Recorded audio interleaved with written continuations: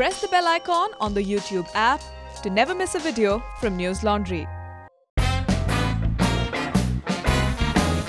नमस्कार, एक और टिप्पणी के साथ मैं अतुल चौरसिया। एक पत्रकार के पतन में पूरे लोकतंत्र के पतन का खतरा होता है। हालांकि हरिवंश नारायण सिंह जी अब पत्रकार नहीं रहे, अब वो नेता हो गए हैं, और नेता भी ऐसे वैसे नहीं, राज्यसभा के उपसभापति। उन्होंने एक अखबार की स्थापना की है जिसकी टैगलाइन हुआ करती थी, अखबार नहीं आंदोलन। ध्यान दीजिएगा, मैंने थी कहा, मैंने है नहीं बोला। यह अतीत की बात है। हरिवंश जी अब अखबार के जरिए आंदोलन नहीं करते, वो अब राजनीति के जरिए बुलडोजर चलाते हैं। हरिवंश जी पत्रकार थे, इसलिए एक पत्रकार के रूप में उनकी समीक्षा की है।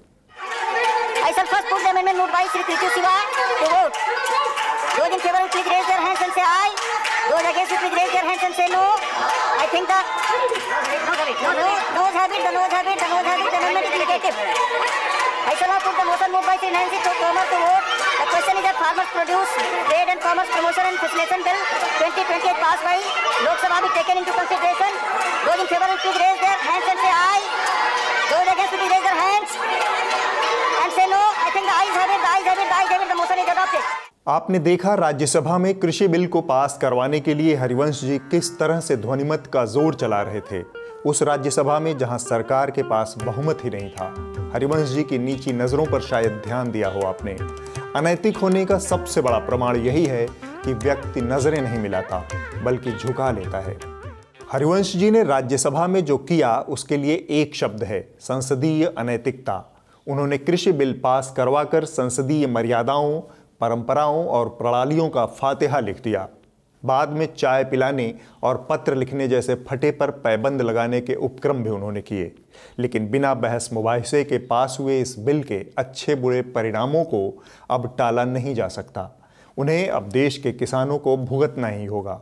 संसदीय कार्यवाही की नियमावली कहती है कि अगर विपक्ष मांग करता है तो हर बिल पर बाकायदा वोटिंग करवाकर ही उसे पास करना चाहिए, लेकिन हरिवंश जी 20 सितंबर को बिल का बुलडोजर चलाने आए थे। उन्होंने नियम कानूनों को ठेंगा दिखाते हुए चालाकी से ध्वनिमत का सहारा लिया। सदस्य हंगामा करते रहे, लेकिन हरिवंश जी नजरें झुकाए ध्वनिमत का सहारा लेते रहे। उन ध्वनियों को गिनने के लिए भी एक बार उन्होंने नजर नहीं उठाई और सारा ठीकरा 8 उद्दंड सांसदों के सिर पर फोड़ दिया गया। उन्हें सदन से निलंबित कर दिया गया। क्या उपसभापति हरिवंश का कामकाज संसदीय मर्यादाओं के मुताबिक था? वो पूरी राज्यसभा के गार्जियन हैं, न कि सत्ताधारी दल के हरकारे। लेकिन 20 सितंबर को उन्होंने सत्ताधारी दल के हरकारे की भूमिका अदा की। संसद में किसी बिल पर बहस मुबाहिसा होने के बाद उसमें तमाम लोगों के सुझाव जुड़ते हैं, पक्ष विपक्ष में मतदान होता है, फिर भी बात न बने तो उसे सिलेक्ट कमेटी के पास भेजा जाता है। इन संसदीय प्रक्रियाओं से गुजरकर कोई भी कानून ज़्यादा से ज़्यादा जनहितकारी और खामियों से मुक्त होता है। उन्होंने उन सभी संसदीय प्रक्रियाओं पर बुलडोजर चला दिया। उल्टे उन्होंने राज्यसभा में हुए हुड़दंग पर व्यथित होकर राष्ट्रपति और उपराष्ट्रपति को बड़ा भावुक सा पत्र भी लिखा। जाहिर है उस पत्र में उनके पास जिक्र करने के लिए दीनदयाल उपाध्याय या श्यामा प्रसाद मुखर्जी नहीं थे, बल्कि गांधी, जेपी, लोहिया और कर्पूरी ठाकुर जैसे नेता थे। इस पर कोई आश्चर्य भी नहीं है, क्योंकि राजनीति में वो समाजवाद की बैलगाड़ी पर सवार होकर पहुंचे हैं। आश्चर्य ये हुआ कि 20 सितंबर को उनके चेहरे पर लगा मुखौटा, बोले तो मास्क, भाजपाई झंडे के रंग में रंगा हुआ था, और साथ में उनका कामकाज भी। यह विडंबना यानी आयरनी का चरमोत्कर्ष था। मुखौटे असली चेहरा छुपाने के लिए लगाए जाते हैं। हरिवंश जी के मास्क ने उनका चेहरा उजागर कर दिया। हरिवंश के उपवास से ये जो बिल पास हुआ है उसकी जवाबदेही खत्म नहीं होगी। भविष्य में इसके अच्छे बुरे तमाम प्रभावों पर जब बात होगी तब हरिवंश जी की बात होगी, बिल्कुल उसी सम्मान के साथ जिस सम्मान से आपातकाल को लेकर फखरुद्दीन अली अहमद और A.N. रे की बात होती है। मतदाता और अन्नदाता के बाजार मूल्य में बड़ा अंतर होता है। मतदाता का मूल्य हमेशा अन्नदाता से ऊपर रहता है, लेकिन यह मौसमी होता है। फिलहाल देश में चुनाव 2024 में होने हैं, इसलिए बरवक्त कोई भी मतदाता नहीं है। ले देकर बचे अन्नदाता तो उनका बाजार मूल्य धराशायी हुआ पड़ा है, बिल्कुल GDP की तरह। किसानों की इस स्थिति का लाभ उठाते हुए मोदी सरकार ने लॉकडाउन के दौरान ही खेती किसानी से जुड़े 3 अध्यादेश पास किए थे। अब संसद का सत्र शुरू हुआ तो येन केन प्रकारेण उसे पास भी करवा लिया गया। तीनों बिल इस प्रकार हैं: कृषक उपज व्यापार और वाणिज्य विधेयक, कृषक मूल्य आश्वासन और कृषि सेवा पर अनुबंध विधेयक, आवश्यक वस्तु संशोधन विधेयक। इन कानूनों से किसानों को जो मुख्य डर है उसे संक्षेप में मैं आपको बताता चलता हूं। सरकार का कहना है कि उसने किसानों को अपनी उपज खुले बाजार में बेचने की छूट दे दी है ताकि उसे उपज का अधिकतम दाम मिल सके, लेकिन किसानों का कहना है कि यह छूट तो उसे पहले ही मिली हुई थी। किसान चाहे तो मंडियों में अपना अनाज बेचे, चाहे तो खुले बाजार में। पहले भी एमएसपी के तहत महज 6% अनाज का प्रोक्योरमेंट होता था। इस कानून में सरकार ने कहीं भी एमएसपी यानी न्यूनतम समर्थन मूल्य का जिक्र नहीं किया है। एमएसपी के जरिए किसान को एक सरकारी संरक्षण मिलता था। इसके दम पर उसे खुले बाजार में भी अपने उपज की सही कीमत पर सौदा करने की ताकत मिलती थी। लेकिन कानून में इसका जिक्र खत्म होने के बाद भविष्य में किसान पूरी तरह से निजी व्यापारियों, कॉरपोरेट और बाजार के चंगुल में फंस जाएगा। लेकिन मोदी जी कह रहे हैं कि एमएसपी की व्यवस्था जारी रहेगी। अब जिस चीज का जिक्र कानून में नहीं है वह कब तक जारी रहेगी, इसका भरोसा किसान को नहीं हो पा रहा। मोदी जी ने पहले भी इस तरह के कई दावे किए हैं, लेकिन बाद में हकीकत कुछ और निकली। हम जो विकास की दिशा लेकर के चल रहे हैं प्राइवेटाइजेशन की हमारी दिशा नहीं है। हमें दुनिया भर का धन लाना है, रेलवे में लगाना है, रेलवे को बढ़ाना है, रेलवे को आगे ले जाना है और रेल के माध्यम से देश को आगे ले जाना है। मोदी जी भारत के इकलौते ऐसे प्रधानमंत्री हैं जिनके दावों पर हमेशा लोगों को संशय रहता है। उनके दावों पर सबसे ज्यादा गूगल सर्च होता है। लेकिन मैंने कहा इतने क्लाउड है, बारिश हो रही है, तो एक बेनिफिट है कि हम राडार से बच सकते हैं। मैंने कहा मेरा रॉ मीडियम है, देखिए क्लाउड बेनिफिट भी कर सकता है। उसने उस नाली में, स्वाभाविक ये गंदी नाली होती है, वहां गैस भी निकलता है तो कभी दुर्गंध आती थी। उसने एक छोटी सी बर्तन को उल्टा करके उसमें छेद करके एक पाइप डाल दी और जो गटर से गैस निकलता था वो पाइपलाइन से उसके अपने चाय के ठेले में ले लिया और वो चाय बनाने के लिए उसी गैस का उपयोग कर करके चाय बनाता था। सिंपल सी टेक्नोलॉजी। मुझे लगता है कि दुनिया में सबसे पहली प्लास्टिक सर्जरी शरीर मनुष्य का और माथा हाथी का, गणेश जी का निर्माण। अब इस तरह का रिकॉर्ड होगा तो किसान कैसे भरोसा करेगा? सरकार द्वारा प्रस्तावित नए कानून से देश में कॉन्ट्रैक्ट खेती का रास्ता खुल जाएगा। दुनिया में तमाम देशों का उदाहरण सामने है जहां कॉन्ट्रैक्ट खेती तबाही का सबब बन गई। मैक्सिको का हश्र हमारे सामने है, यहाँ यह सिस्टम बुरी तरह से असफल रहा। इसी तरह खुले बाजार में उपज बेचने की आड़ में सरकारी संस्था फूड कॉरपोरेशन ऑफ इंडिया यानी एफसीआई धीरे धीरे राज्य की मंडियों से अनाज की खरीद बंद कर सकती है। इसका परिणाम आने वाले समय में ये होगा कि धीरे धीरे मंडियां खत्म हो जाएंगी। इसी प्रकार आवश्यक वस्तु संशोधन बिल को लेकर यह डर है कि इससे कालाबाजारी और जमाखोरी को बढ़ावा मिलेगा। अब बड़े पूंजीपति जितना चाहे उतने अनाज की होर्डिंग कर सकते हैं। थोड़ा अलग तरीके से समझाता हूं। हालांकि यह तुलना थोड़ी हल्की लग सकती है, लेकिन समस्या को समझने का यह सबसे आसान तरीका है। यह कानून तलाक के कागजात हैं, जिसे सरकार रूपी पति ने किसान रूपी पत्नी को आत्मनिर्भरता और खूबसूरत भविष्य के सब्ज़बाग दिखाकर थमा दिया है। इसमें एक विवाहेतर यानी एक्स्ट्रा मैरिटल अफेयर का कोण भी है। पति ने यह सब पूरे होशो हवास में कॉरपोरेट रूपी प्रेमिका की खातिर किया है। सरकार पर आश्रित और कानूनी रूप से बंधे हुए सरकार किसान के इस रिश्ते को दिए गए इस धोखे को भारतीय संदर्भों में ऐसे ही समझना होगा। ये तो हुई उन 3 कानूनों से पैदा हुए डर की बात, लेकिन नेताजी लोग संसद से लेकर मीडिया तक जो बता रहे हैं वह भी आप जानते चलिए। कानून मंत्री रविशंकर प्रसाद इस कानून की तारीफ कर रहे हैं और उनकी पूर्व साथी दिवंगत सुषमा स्वराज जी विरोध कर रही हैं। जम्बूद्वीप में सर्कस जारी है। कुछ लोग चाहते हैं किसान हमारे चंगुल में रहे, मंडी में, जो हम कहें वही करें। ये बिल क्या कहता है? भारत के किसान तुम्हारे लिए हम पूरा हिंदुस्तान खोल रहे हैं, जहां चाहो वहां अपने माल को बेचो। मैं पूछना चाहती हूँ, क्या वॉलमार्ट और टेस्को उसे उधार देगा? क्या उसे संवेदना होगी उसकी बेटी की शादी या बहन का भात भरने की? उसे तो धोती और साफे वाले किसान से बदबू आएगी।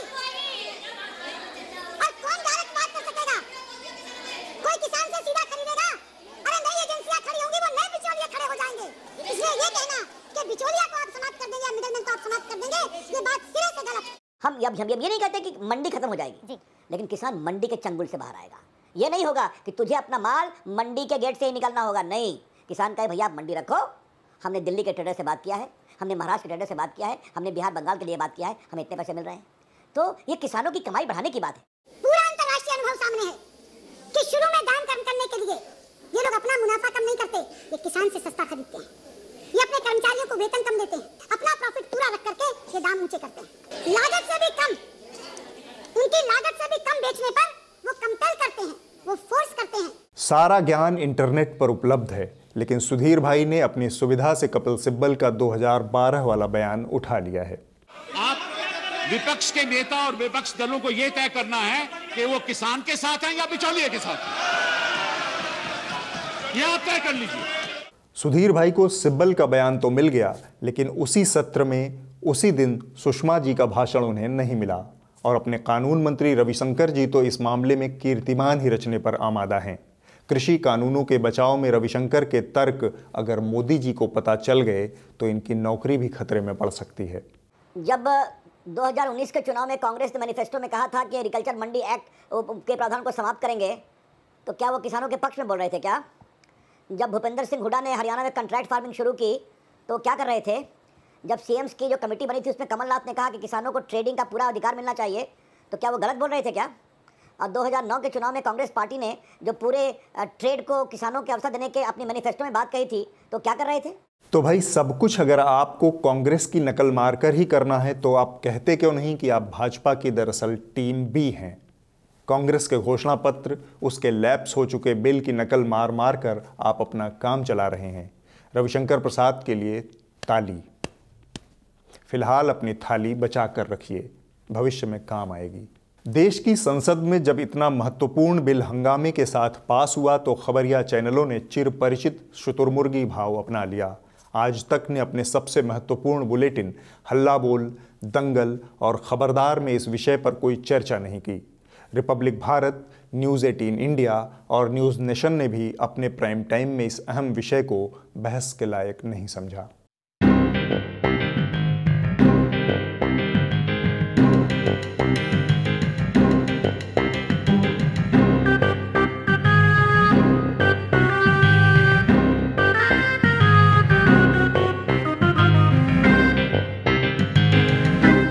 हमने आपको पिछले हफ्ते बताया था कि किस तरह से देश की संसद में सरकार ने दो टूक जवाब दिया था कि उसके पास लॉकडाउन के दौरान मारे गए या पलायन करने वालों का कोई आंकड़ा मौजूद नहीं है। पर हमने आपको यह भी बताया था कि लॉकडाउन के 2 महीनों के दौरान 304 लोगों की मौत हुई थी, जबकि पलायन करने वालों का कोई पुख्ता आंकड़ा अभी तक उपलब्ध नहीं है। लेकिन सरकार के सोहरगान में सुधीर भाई को कौन पछाड़ सकता है? यानी फेक न्यूज से सिर्फ दंगे ही नहीं होते, इसकी वजह से किसी देश की पूरी अर्थव्यवस्था चौपट हो सकती है, समाज को नुकसान हो सकता है, लोग बेरोजगार हो सकते हैं, लोग बीमार हो सकते हैं। आजकल बड़े बड़े देश इसी तरीके का युद्ध कर रहे हैं, जिसे आप हाइब्रिड युद्ध भी कह सकते हैं। अब मिसाइलों की जरूरत नहीं, हथियारों की जरूरत नहीं, ये फेक न्यूज ही काफी है। जिस देश को लक्ष्य बनाकर फेक न्यूज का ये हमला किया जाता है, उसमें उस देश का मीडिया, उस देश के विपक्षी नेता, वहां के बुद्धिजीवी, ये सब के सब शामिल हो जाते हैं। लेकिन इसमें नुकसान उस देश के लोगों का होता है, और इस केस में नुकसान हुआ है प्रवासी मजदूरों का। इनको अभी भी लगता है कि लोग फेक न्यूज़ के चलते मारे गए। 6 महीने बाद जब सारे तथ्य सामने हैं, सारे आंकड़े सामने हैं, तब भी झूठ बोलने के लिए कुछ खास नहीं करना पड़ता, सिर्फ अपनी आत्मा को मारना पड़ता है। खबरिया चैनलों ने अपनी आत्मा को मारने के कई तरीके ईजाद कर लिए हैं। एक है न्यूज़ रूम की स्वायत्तता को दांव पर लगा देना। खबरिया चैनलों के न्यूज़ रूम में इन दिनों एक अदृश्य सुपर एडिटर की आत्मा रहती है, जो चैनलों का कंटेंट तय करती है। बीते दिनों उस रूहानी सुपर एडिटर की आवाज़ न्यूज़ 24 चैनल के सुनहरे पर्दे पर दुर्घटनावश रिकॉर्ड हो गई। के नाम पर आदरणीय मुख्यमंत्री जी, आप इसे एक बार फिर से देखिए और ध्यान से सुनिए। के नाम पर आदरणीय मुख्यमंत्री जी। मजे की बात है कि एंकर संदीप चौधरी ने तुरंत ही इस आदेश पर अमल किया और राजद नेता की बात बीच में काट दी। पत्रकारिता का तकाजा था कि संदीप चौधरी उस अदृश्य सुपर एडिटर को संदेश देते कि आप हमें निर्देश न दें, किससे बुलवाना है, कितना बुलवाना है, यह हम तय करेंगे। खैर, हमारी ख्वाहिशों का क्या। इस शो का मुआयना करने पर हमने पाया कि एंकर संदीप चौधरी के साथ चैनल के राजनीतिक संपादक सुकेश रंजन, कांग्रेस नेत्री रागिनी नायक और साथ में भाजपा नेता शाहनवाज हुसैन इसमें हिस्सा ले रहे थे। आवाज़ से हमारा अनुमान है कि यह निर्देश भाजपा के शाहनवाज हुसैन ने दिया। हम चाहेंगे कि स्वयं संदीप चौधरी और सुकेश रंजन इस धुंध को साफ करें। हम यहाँ एक विडंबना का जिक्र कर अपनी बात को विराम देंगे। यह घटना घटित होने के महज कुछ सेकंड बाद ही चैनल के पॉलिटिकल एडिटर सुकेश रंजन ने पॉलिटिकल मास्टर्स के धुन पर थिरकने के संबंध में एक आदर्शवादी वक्तव्य भी जारी किया। आप सुनिए। और ट्रेनिंग में यह कहा जाता है कि अपने पॉलिटिकल मास्टर से आपको कैसे बिहेव करना है। अब हम आगे बढ़ते हैं। वो साल 2019 का 17 सितंबर था जब समूचे आर्यावर्त के अखबारों ने हिंदू हृदय सम्राट की यौम पैदाइश, बोले तो जन्म दिवस को स्तुति गान में तब्दील कर दिया था। एंकराओं ने सोहर गाया था और मोदी सरकार के सभी बड़े नेताओं ने चरण वंदन लेख लिखे थे।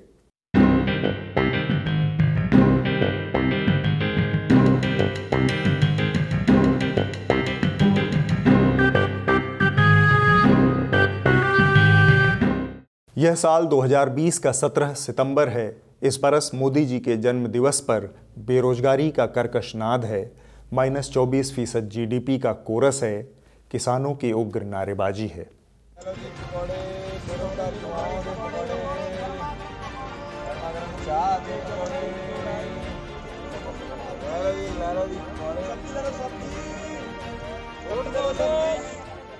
नरेंद्र मोदी जी के जन्मदिन के अवसर पर देश भर में छात्र नौजवानों ने एक तय किया है कि आज राष्ट्रीय बेरोजगार दिवस मनाया जाएगा। रोजी रोटी दे न सके जो वो सरकार निकम्मी है। मंदिर मस्जिद भर रहे हैं कुछ दूर कुछ पगले, मंदिर मस्जिद भर रहे हैं कुछ दूर कुछ पगले, अरे ईश्वर अल्लाह एक है तो फिर काहे के झगड़े। आज देश की 60 करोड़ जनता जो कि कृषि पर आधारित है, 250 किसान मजदूर संगठन, कांग्रेस, राजद, वामपंथ सहित देश के 12 विपक्षी दलों के आह्वान पर पूरे देश में भारी विरोध प्रदर्शन, जोरदार विरोध प्रदर्शन हो रहा है।